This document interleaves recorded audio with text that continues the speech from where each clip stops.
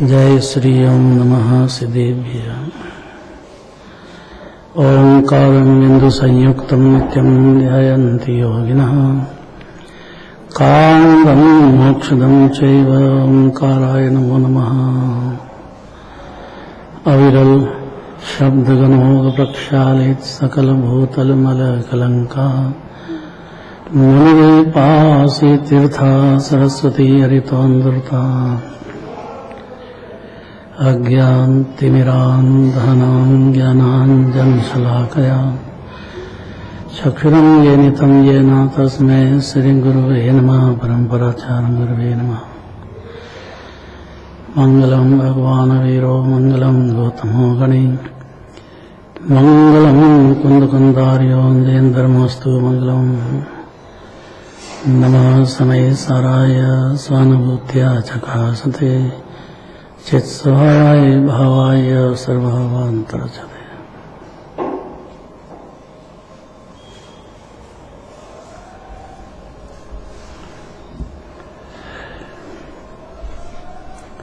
जीव ने अनादि से नियम ले लिया है, मैं प्रसन्न नहीं रहूंगा।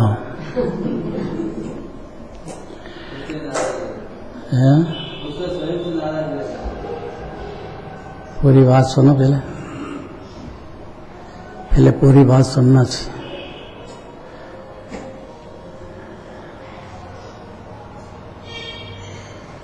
जो जीव जिन्हें भगवान के दर्शन करता है, पूजन करता है, भक्ति करता है, शास्त्र सुनता है, पढ़ता है, फिर भी प्रसन्न नहीं होता है, उसका क्या कारण है? इस कारण की खोज जो है कि शुद्धात्मा का अनुभव नहीं हुआ जब तक प्रसन्न हो नहीं सकता है। सही है। खूब पैसा हो जाए, खूब नाम हो जाए, अरबपति हो जाए तो कितना खुश हो जाएगा और दुखी होता है। तो फिर इसके पास प्रसन्न होने का क्या इलाज है? ये बात कही जोड़ा। तो आत्मा की खूब बात सुन लें, शास्त्र पढ़ लें, दूसरे को उपदेश दे दें, 11 अंग पढ़ लें, फिर तो प्रसन्न हो। ये कैसी शर्त है यार? आत्मानुभव उसको होगा कि जो जिनराज के दर्शन करते से प्रसन्न होने की आदत डाले। सारे चिंताएं अरम भगवान के जिम्मे कर दो। आप अपनी जो चिंताएं चलती है, 2 तरह की चिंता है। एक तो संयोग की चिंता है कि छूट नहीं जाए, और फिर अगले जन्म की भी चिंता, क्या मालूम कहाँ पैदा होंगे। बस ये 2 चिंता में सारी गर्भित है, अनंत है। युग युग से इच्छा सागर में गोते खाता आया है, और जब तक इच्छा में डूबा है, इच्छा का गुलाम है, तब तक प्रसन्न होगा ही नहीं।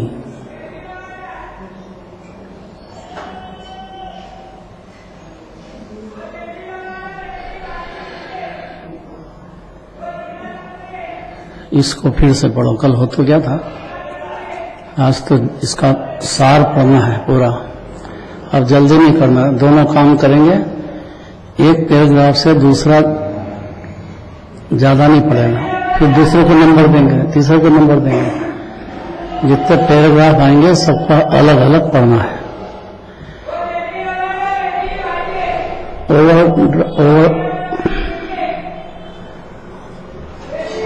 ओवरफॉल क्या बोलते हैं?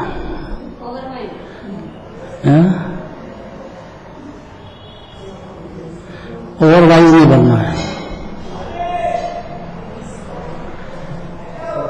3 तरह के होते हैं, अदरवाइज, ओवरवाइज और अंडरवाइज।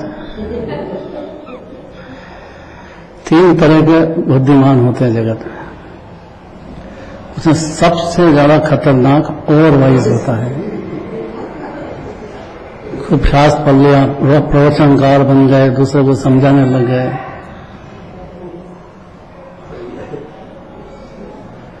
तो उसको ये बुद्धि बढ़ गई कि मैं तो बहुत समझदार हूं, बाकी सब मूर्ख है। इसलिए उसका कभी प्रसन्नता का शुरुआत होगी ही नहीं, अनादि से हुई नहीं है और अनंत काल चला जाए फिर भी नहीं होगी। क्या कहा अनंत प्रकाश?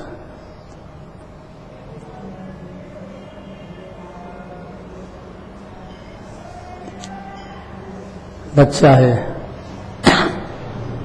खूब पढ़ लिख गया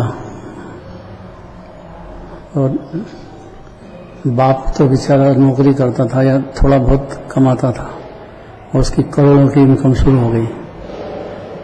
अब वो बाप से कैसा व्यवहार करेगा?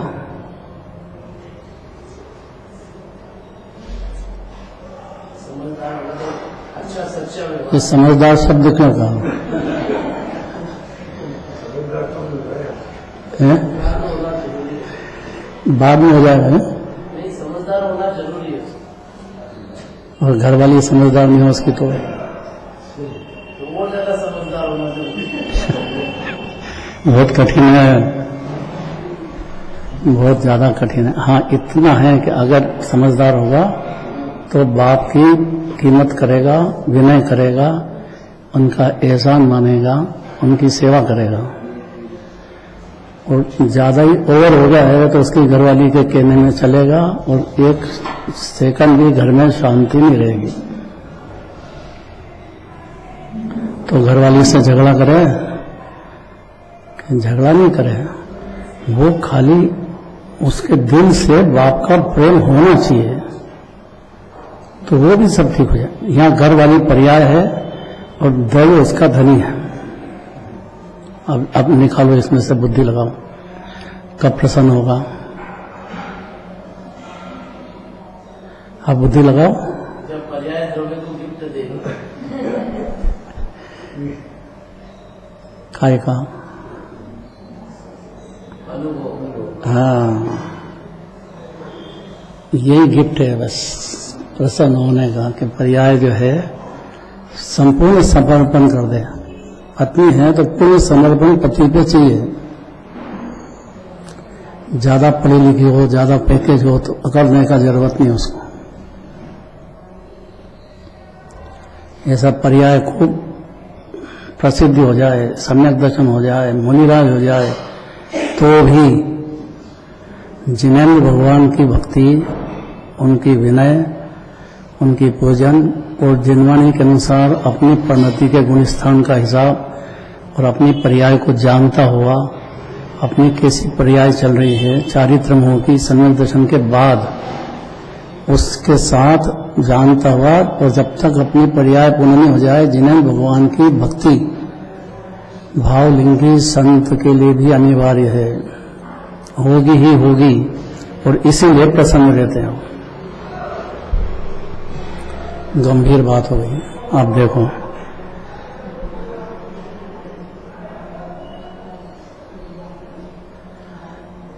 नया है, भोपाल से आए।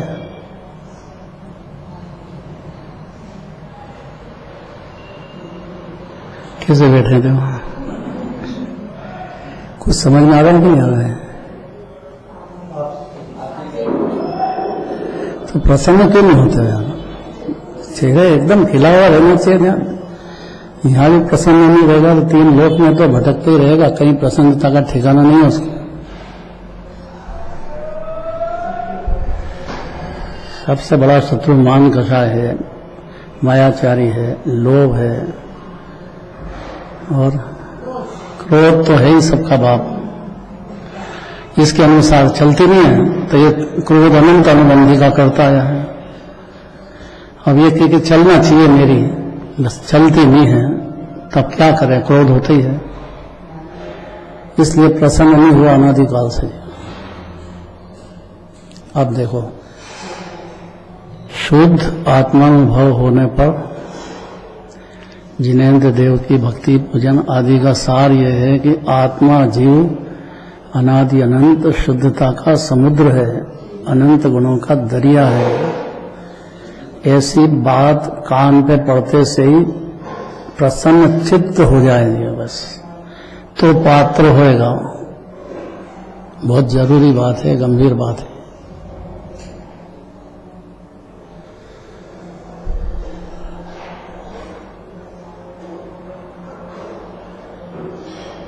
चाहे लक्ष्मी आओ कि जाओ, कोई प्रशंसा करे कि निंदा करे, दिगंबर मुनिराज कैसे होते हैं।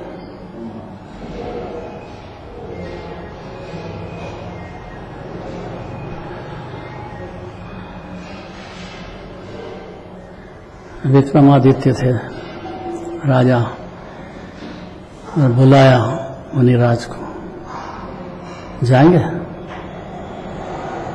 राजा के कहने से जाएंगे उनके? क्या सोच रहा हूं, अगर जाए तो और खड़े हो जाए तो? राजाओं के राजा तो दिगंबर मुनिराज होते हैं, पुत्र हैं भगवान के, बड़े पुत्र। और पिता झलक जो पुत्र में दिखती,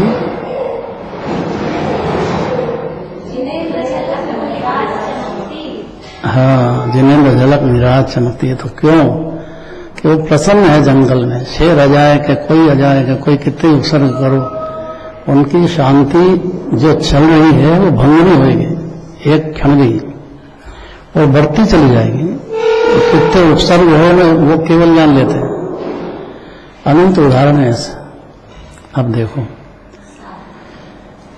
पहले पढ़ना है शुद्ध आत्मानुभव की महिमा क्या है। अपने को शुद्ध मानो, बारंबार अभ्यास जिनवाणी में आएगी ये पुकार। अनादि अनंत मानो, शुद्ध मानो, गुणों की खान मानो, ऐसे ही हो आप। भरोसा तो करो जिनवाणी का, तो प्रसन्नता आएगी। अब पढ़ो, जीव मिथ्या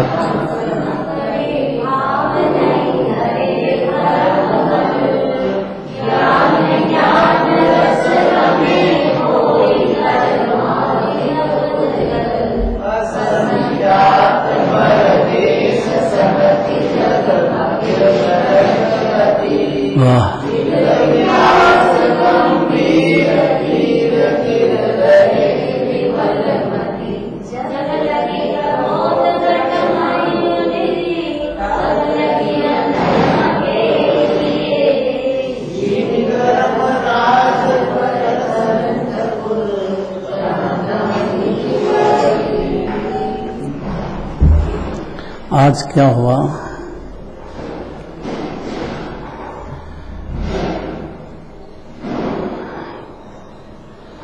ये आए मंदिर में विधानाचार्य, क्या नाम?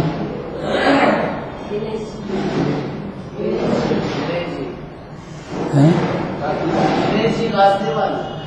इनका पुत्र भी आया वैभव। अब उसमें देखो तो इनकी झलक दिखी मेरे को,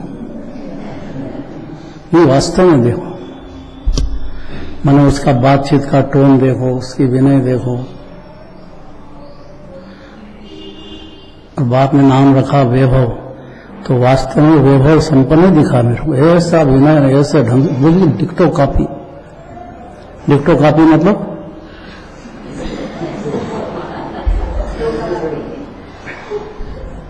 ऐसी झलक सम्यक दृष्टि में भी दिखेगी, और दिगंबर मुनिराज में तो प्रचुरता से दिखेगी। अब सम्यक दर्शन में प्रसन्नता दिखने लग जाए जिसको, कि सम्यक दृष्टि तो प्रसन्न रहता है। ये जीव की प्रसन्नता का पार नहीं, अब खाली पहचान जाए इतनी देर है बस। क्यों? क्योंकि कर्ता बुद्धि गई, पर दूसरे को अपना मानना खत्म हो गया।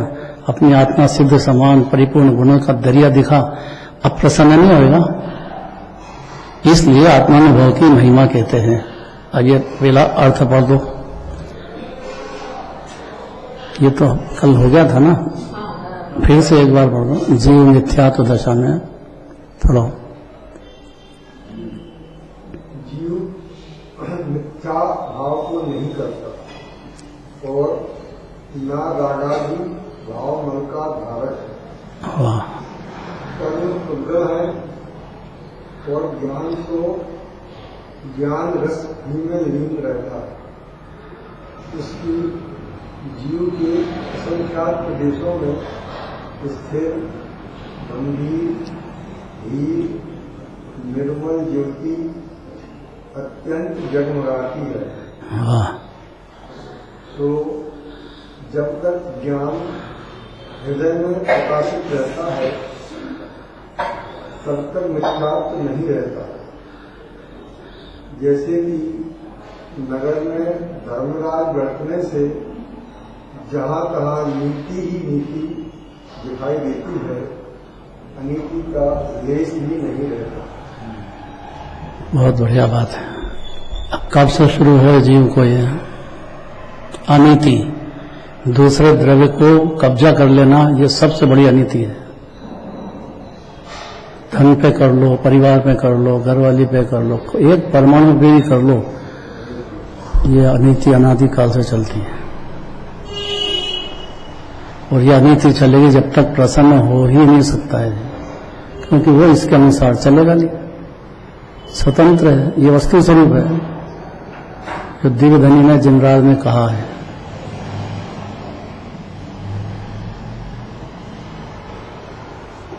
तो मिथ्यात्व भाव को भी जीव नहीं करता है, और अभी तो कहा कि मिथ्यात्व भाव को जीव करता है, इसी से तो बात चल रही है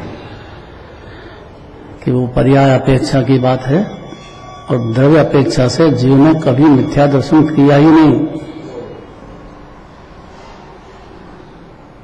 एक समय की पर्याय में हुआ है और ज्ञान ने उसको जाना तो है, लेकिन ज्ञान ने किया नहीं है, और हर जीव ज्ञान का सागर है, और उसको भ्रम हो गया, पर्याय में मिथ्या थे तो मैं मिथ्या दृष्टि हो गया।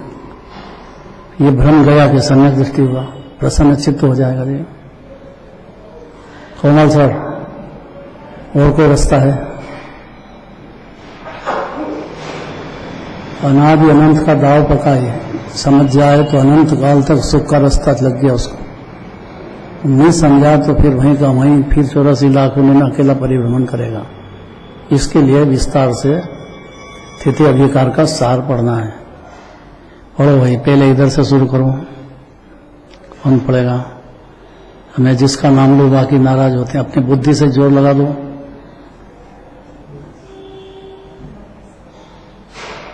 मेरे को ही कहना पड़ेगा।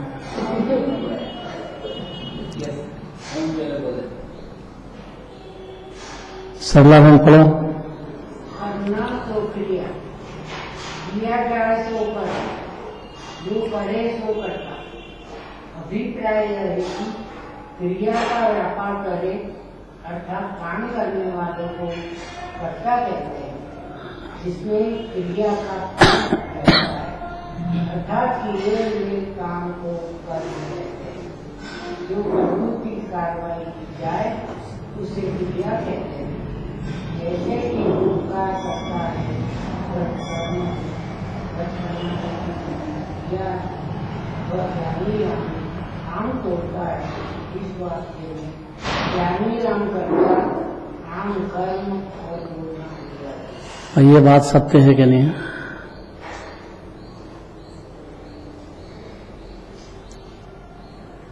अब लगा दो अपेक्षा 2। पर्याय अपेक्षा से सत्य बात है कि उसको भाव हुआ है, प्रदेशों का कंपन हुआ है, 100 नंबर की गाथा है। क्या है?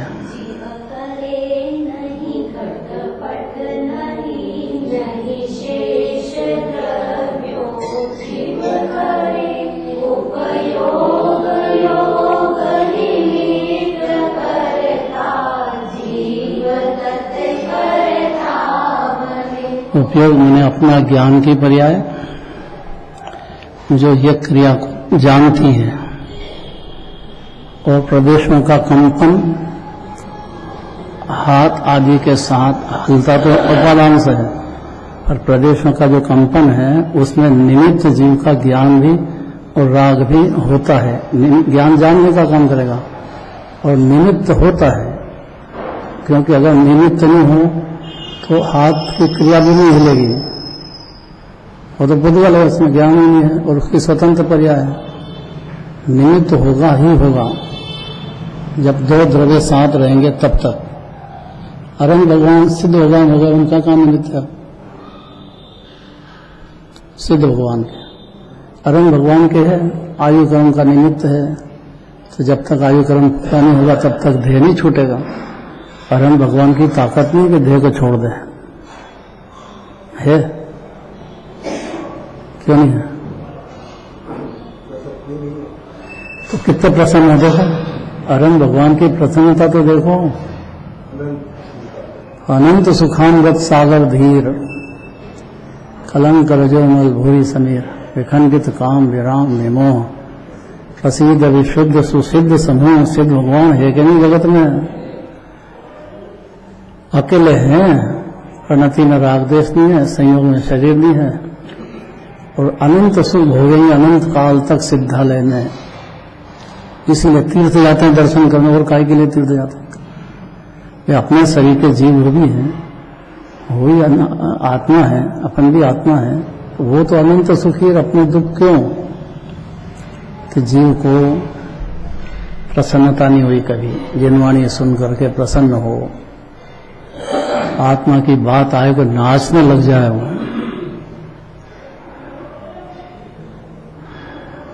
कर्ता कर्म और क्रिया तो एक द्रव्य में लागू होता है, दो द्रव्य में कैसे?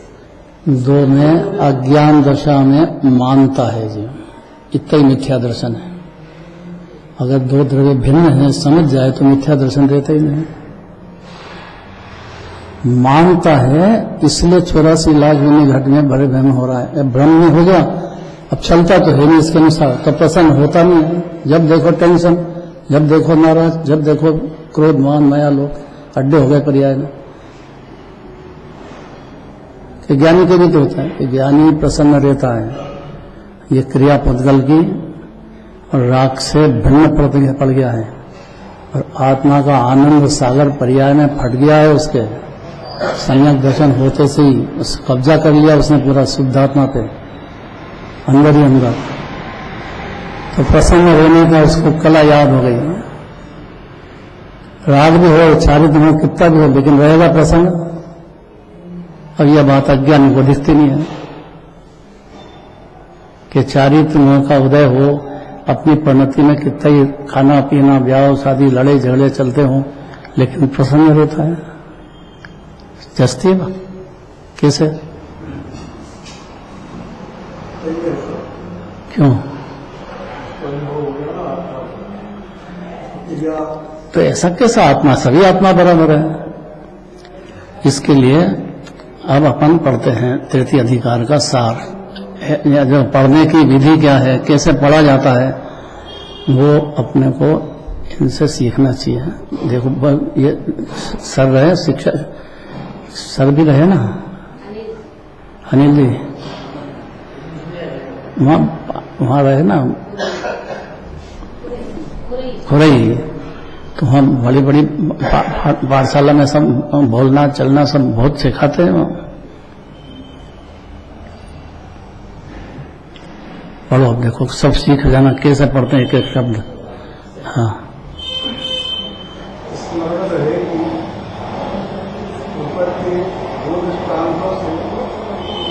आवाज नहीं आ रही है तेरा, शांति से सेकंड पीरियड। हाँ, ऊपर के दो दृष्टांतों से जो स्पष्ट किया है वह भेद विवक्षा से है, क्योंकि कर्ता कुंभकार पृथक पदार्थ है, कर्म घट पृथक पदार्थ है, घट सृष्टि की क्रिया पृथक है। वाह। इसी प्रकार दूसरे वाक्य में ज्ञानी राम कर्ता पृथक है, आम कर्म पृथक है और तोड़ने की क्रिया पृथक है।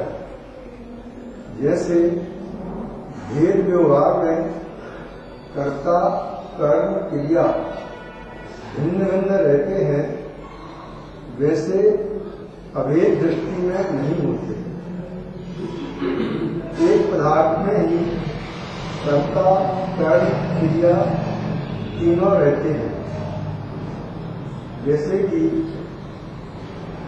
चिद्भाव कर्म, चिदेश कर्ता, चेतना क्रिया कहा, अर्थात चिदेश आत्मा कर्ता, चेतन भाव कर्म और चेतना माने जानना क्रिया है, अथवा मुक्ति का कर्ता, मृत्यु का कर्ता घट कर्म और मिट्टी का पिंड पर्याय से घट पर्याय रूप होना क्रिया है।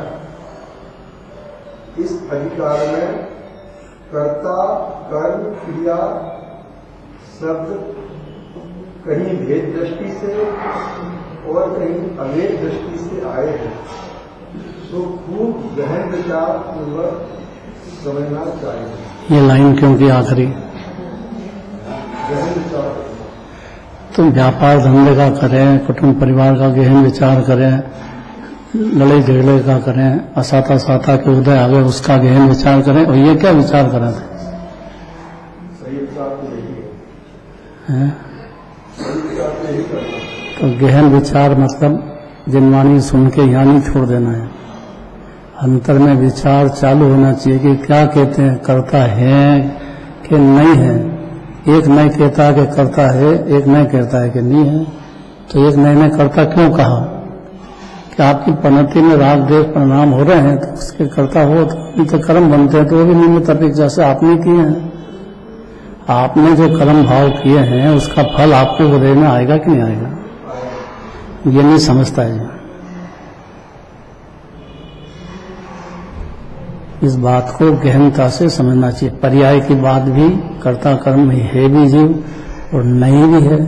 ये दो बातों को गहनता से जिनवाणी के आधार से, सारी जिनवाणी में जब आओगे जब ये दो पाठ मिलेंगे, व्यवहार में निश्चय नहीं, व्यवहार में ऐसे करता है, निश्चय में से नहीं। अब आगे अनंत प्रकाश पढ़ो। अज्ञान की दशा में जीव शुभाशुभ कर्म और शुभाशुभ प्रवृत्ति को अपनी मानता है। वाह। और उनका कर्ता आप बनता है, परंतु खूब ध्यान रहे कि लोक में अनंत भौगोलिक कार्माण वर्गणाएं भरी हुई है। इन कार्माण वर्गणाओं में ऐसी शक्ति है कि आत्मा के राग द्वेष का निमित्त पाकर वे कर्म रूप हो जाती है। इससे स्पष्ट है कि ज्ञानावरणी आदि कर्म उद्गल रूप है, अचेतन है। उद्गल ही इनका कर्ता है, आत्मा नहीं है। हाँ, राग द्वेष मोह आत्मा के विकार है, ये आत्मजनित है या उद्गल जनित है। इसका बृहद प्रवेश संग्रह में बड़ा ही अच्छा समाधान किया है। वह इस प्रकार है कि जैसे संतान को न तो अकेली माता ही से उत्पन्न कर सकते हैं और न अकेले पिता ही से उत्पन्न कर सकते हैं, किंतु दोनों के सहयोग से संतान की उत्पत्ति है। उसी प्रकार राग द्वेष मोह न तो अकेला आत्मा उपजाता है और न अकेला उद्गल ही उपजाता है। जीव और उद्गल दोनों के संयोग से राग द्वेष मोह भाव कर्म की उत्पत्ति है। यदि अकेले उद्गल से राग द्वेष मोह उत्पन्न होते तो कलम, कागज, ईंट, पत्थर आदि में भी राग द्वेष मोह पाए जाते। यदि अकेले आत्मा से उत्पन्न होते तो सिद्ध आत्मा में भी राग द्वेष मोह पाए जाते। अधिक लिखने से क्या, राग द्वेष मोह उद्गल और आत्मा दोनों के संयोग से होते हैं। जीव उद्गल परस्पर एक दूसरे के लिए निमित्त निमित्तिक है, परंतु यह ग्रंथ निश्चय नहीं का है, सो यहाँ राग द्वेष मोह को उद्गल जनित बतलाया है। ये आत्मा के निज स्वरूप नहीं है। इसी प्रकार शुभाशुभ क्रिया बौद्धिक कर्मों के उदय से जीव में होती है, अतः क्रिया भी उद्गल जनित है। सारांश यह है कि शुभाशुभ कर्म व शुभाशुभ क्रिया को आत्मा का मानना और उन दोनों का कर्ता जीव को ठहराना अज्ञान है।